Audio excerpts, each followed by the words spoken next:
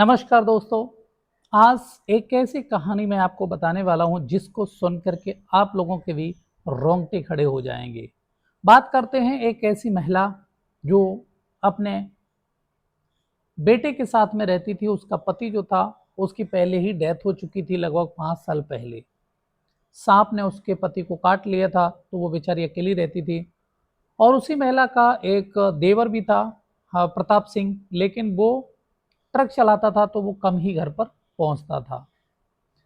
लेकिन उसी गांव में रहने वाले एक इंसान जिसका नाम प्रेम प्रेम सिंह था, और इसके अलावा एक पंकज था, उन्होंने उसके साथ में गलत काम किया, जिसके कारण उसका जो बेटा होता है और उस महिला का जो देवर होता है, दोनों मिलकर के उनका जो है गला काट देते हैं।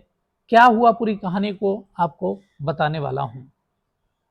सरोज देवी महिला जो थी बड़ी ही ईमानदार, बड़ी ही मेहनती महिला थी।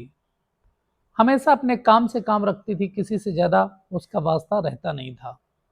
उसका छोटा बेटा था जो लगभग 9 साल का था, और वो जो बेटा था पढ़ने में बहुत अच्छा था।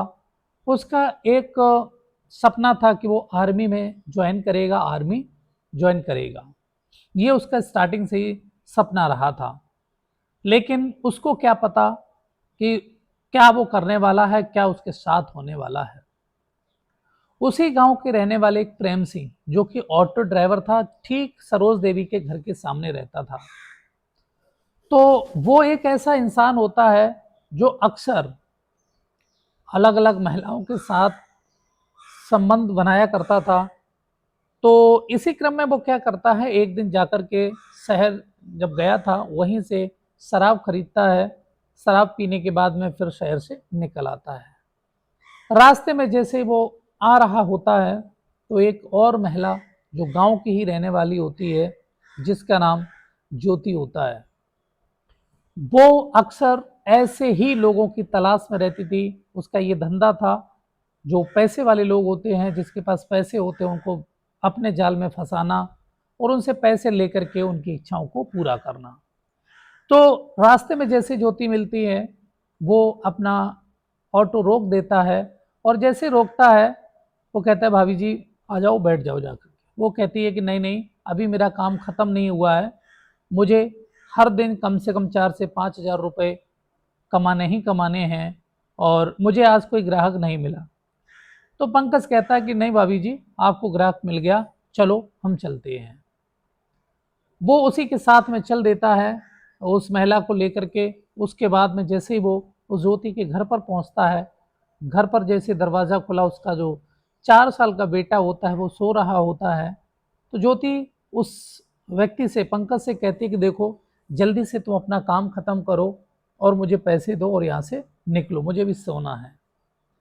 सबसे पहले पंकज उसके लिए कुछ पैसे देता है, लगभग 2 हज़ार रुपये के आसपास वो उसको पकड़ाता है और अपनी इच्छाओं को पूरा करता है।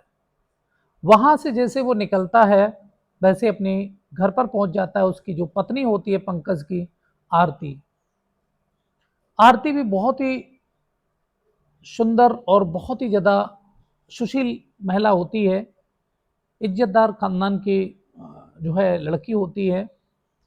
तो अब पंकज के दिमाग में आ जाता है कि क्यों ना हम यही काम जो ज्योति करती है, वैसे ही काम हम अपनी पत्नी से करवाना शुरू कर दें। 5-6 हज़ार हर दिन के मिल जाया करेंगे। तो इतना कह कर के वो अपनी पत्नी से कहता कि देखो, जो ज्योति है वो हर दिन 4-5 हज़ार रुपये कमा लेती है, बस कुछ गैर मर्दों के साथ में शो करके।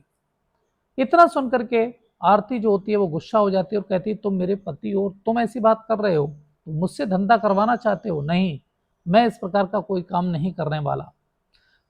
इतने में पंकज जो होता है वो उसको पिटाई लगाने लगता है, बहुत मारता पीटता है। घर में पहले मारता, फिर वो भाग करके निकलती है।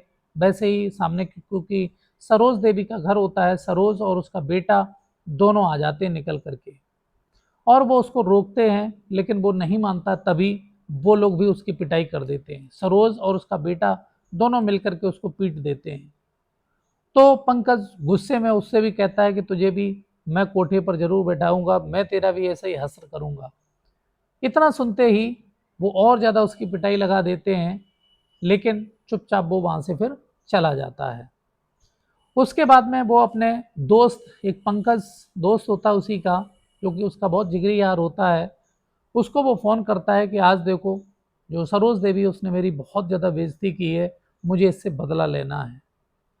जाकर के दोनों ठेके से शराब लाते हैं। शराब लाने के बाद में खूब बैठ करके शराब पीते हैं। उसके बाद में वो उसे 10,000 रुपये उधार ले लेता है पंकज। उधार लेने के बाद में वो कहता है कि देखो मेरे पास पैसे तो नहीं है, अगर तुम चाहो तो ये पैसे जो है काट सकते हो, मेरी जो बीवी है, मेरी जो पत्नी है आरती देवी, उसके साथ रात गुजार करके। तो वो खुश हो जाता है, वो कहता है कि चलो ठीक है चलते हैं, और वो इस तरीके से अपने घर पर ले जाता है उस पंकज को, और वो आरती देवी के पास में जाकर के घर की गेट बंद कर देता है और कहता है कि देखो मेरे पास और कुछ नहीं है, तुम्हें ये 10,000 रुपये का पेमेंट ऐसे ही करना होगा।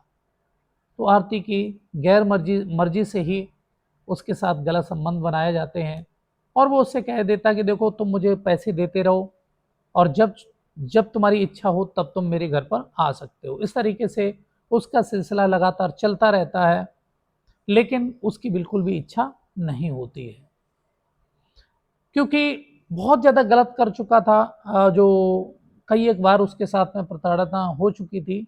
एक दिन क्या होता है, जो पंकज और जो उसका दोस्त होता है प्रेम सिंह, दोनों ही एक दिन और शराब पी रहे होते हैं। तो वो प्लानिंग बनाते हैं कि क्यों ना अब हम जो है, जो हमारी सबसे बड़ी दुश्मन जो सरोज देवी है उसके साथ भी ऐसा कुछ करें जिससे उसको याद रहे कि हाँ किसकी बेइज्जती करना कितना गलत है। एक दिन वो अपनी बकरियों को चराने के लिए पास के ही जो खेत थे वहाँ पर निकली थी। जो ज़मींदार होता है, वो पंकज जो होता है वो ज़मींदार होता है, तो उसके खेत में बकरियाँ उसकी चली जाती हैं। जैसे बकरियाँ चली जाती हैं उसके खेत में, तो वो डंडा लेकर के पहुंच जाता है, उसके डंडे लगा देता है। जो बकरियाँ होती हैं उनके हाथ पैर काम नहीं करते हैं, दोनों बकरियाँ वहीं पर गिर जाती हैं। ऐसे तैसे करके वो क्या करे, वहीं पर वो भी बैठ जाती है क्योंकि बकरियाँ चल नहीं पाती हैं। इतने में पंकज अपने दोस्त प्रेम सिंह को फ़ोन कर देता है। प्रेम सिंह वहाँ पर पहुँच जाता है और बहुत धारदार चाकू लेकर के पहुँचता है। उसके बाद में वो पूछता है हुआ क्या, कैसे हुआ, ये सब बातें हो रही होती, तभी जो प्रेम सिंह होता है वो उसके गर्दन पर चाकू रख देता है और कहता है कि तुम जैसा मैं करूं आऊँ वैसा करूं। वो उसको बिठाल करके नदी की तरफ ले जाते, वहाँ कोई आता जाता नहीं है, टेम्पो में बिठाल करके। तो जैसे ही वो उसको नदी के पास ले जाते हैं, हाथ पैर उसके बांध दिए जाते हैं, और पंकज से वो कहता है, प्रेम सिंह कहता है कि क्यों ना इसको आज ही मार दिया जाए और उसको नदी में बहा दिया जाए। लेकिन पंकज कहता है कि नहीं, ऐसा अगर करोगे तो पूरे जीवन भर चक्की पीसनी पड़ेगी, ऐसा मत करो। हाँ चलो आज हम इसके साथ मनमाना काम कर लेते हैं। तो वो अनिच्छा से ही उसको बांध करके ही उसके साथ में गलत संबंध बनाते हैं, एक एक करके दोनों ही। और इस तरीके से वो बेचारी असहज महिला परेशान होती है। उसके बाद ये उसको छोड़ देते हैं, शाम जैसी हो जाती है। जैसे वो घर पर आती है, बेचारी रोती हुई घर पर आती है, बहुत परेशान होती है। वैसे वो अपने बेटे जयदेव से कहती है कि बेटा तुम जल्दी से अपने चाचा से फ़ोन करो और उनसे बोलो कि जितना जल्दी हो सके तुरंत घर पर आ जाएं। तो वो पूछने की कोशिश भी करता है कि माँ क्या हुआ तुम्हारे साथ, तो वो कुछ नहीं बताती है, कहती है कि जल्दी से अपने चाचा को बुलाओ। जयदेव अपने चाचा को फ़ोन करता है और कहता है कुछ ना कुछ मेरी माँ के साथ गलत हुआ है, चाचा तुम जितना जल्दी हो सके जल्दी से आ जाओ। तो इस तरीके से प्रताप सिंह जो होता है वो तत्काल वहाँ से आ जाता, कहता है अपनी माँ का ध्यान रखना, मैं सुबह तक पहुँच जाऊँगा। जैसे वो सुबह पहुँचता है, सबसे पहले वो प्रेम सिंह को तलाशते हुए, जैसे वो पहले तो भाभी से पूछता है और वो बताता है कि इस तरीके से तुम्हारे हमारे गांव के ही रहने वाले जो पंकज हैं, प्रेम सिंह हैं, दोनों ने मेरे साथ बहुत गलत किया है और इसलिए अब इनको जीने का कोई अधिकार नहीं है। दोनों ही गुस्से में आ जाते हैं। जो जयदेव होता है और उसका जो देवर होता है, दोनों ही एक रॉड लेकर के, एक गणासा लेकर के पहुंच जाते हैं। प्रेम सिंह को सबसे पहले वो कई एक बार करते हैं उस रॉड से। उसके बाद जो जयदेव होता है वो लड़का, वो तुरंत उसको धारदारों सी गड़ासे से उसकी सिर को कलम कर देता है। उसके बाद में वो ढूंढते हुए पहुंचते हैं उस पंकज को, लेकिन पंकज के घर वाले कहते हैं वो तो है ही नहीं घर पर, वो तो कहीं बाहर गया है। तो वो उसको मोटरसाइकिल लेकर के तलाश करने के लिए निकल जाते हैं। तो वो खेतों की तरफ शराब पी रहा होता है, उसी समय जा करके वो उस पर भी हमला कर देते हैं और उसको भी मार देते हैं। तो इस तरीके से दोनों को ही वो मार देते हैं। चारों तरफ दहशत फैल जाती है, सभी लोग जो है परेशान हो जाते हैं कि आखिर हुआ क्या। लेकिन जैसे जैसे पुलिस आती है उसको पता लगता है कि हाँ, इन लोगों ने उसके माँ के साथ में क्या किया था। ये सब सुनने के बाद सभी गांव के लोग भी जो होते हैं वो भी कहने लगते हैं कि जो कुछ भी किया उन्होंने गलत नहीं किया। तो इस तरीके के भी समाज में लोग हैं जो गंदगी लगातार फैलाते रहते हैं। तो हमारा इस कहानी का सुनाने का उद्देश्य केवल इतना है कि आप लोग भी सतर्क रहें, सावधान रहें ऐसे लोगों से। चलिए फिर मिलेंगे एक नई कहानी में, तब तक के लिए धन्यवाद।